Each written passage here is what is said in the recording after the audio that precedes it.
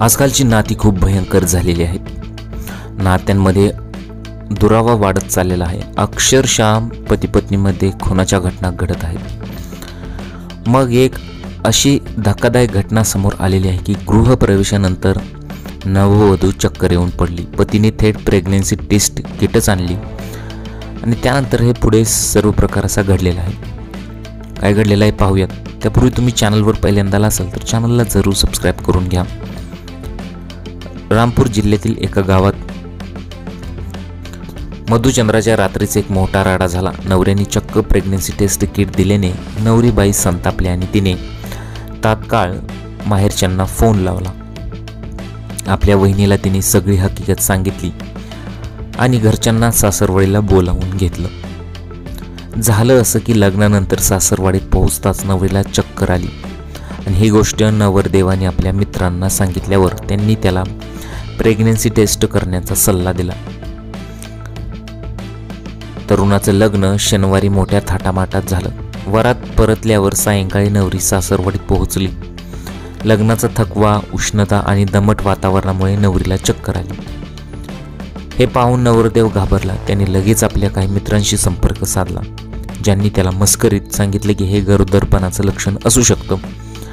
याच गैरसमजुतीतून नवरदेवाने रात्रीच गावातील एका ओळखीच्या मेडिकल स्टोअरमधून प्रेग्नन्सी टेस्ट किट विकत आणली आणि ती पत्नीला दिली. लग्नाच्या रात्री नवऱ्याने जशी ती किट नवरीला दिली आणि टेस्ट करायला सांगितली तसा तिचा पारा चढला.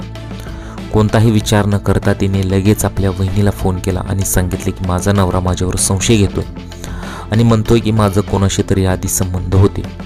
वहिनीने या गोष्टीला गांभीर्याने घेतलं आणि संपूर्ण प्रकार घरच्यांना सांगितला. काही वेळातच नवरीकडचे लोकही सासरवाडीत पोहोचले. मुलीकडचे लोक येताच नवरदेवाच्या कुटुंबियांशी त्यांची जोरदार बाचाबाची झाली. प्रकरण अधिक बिघडण्याआधीच गावातील काही लोकांनी मध्यस्थी केली आणि दोन्ही पक्षांना समजून शांत केलं. गावकऱ्यांची पंचायत बोलावण्यात आली. सुरुवातीला बराच गदारोळ झाला. नवरी आपल्या मतावर ठाम होती की नवऱ्याने तिच्यावर संशय घेतलेला आहे. अशा परिस्थितीत हे नातं पुढे कसं जाणार. दुसरीकडे नवरदेवाने स्पष्टीकरण दिले की हे सगळं त्याने कोणत्याही वाईट हेतूने केलं नसून चुकून घडलेलं आहे.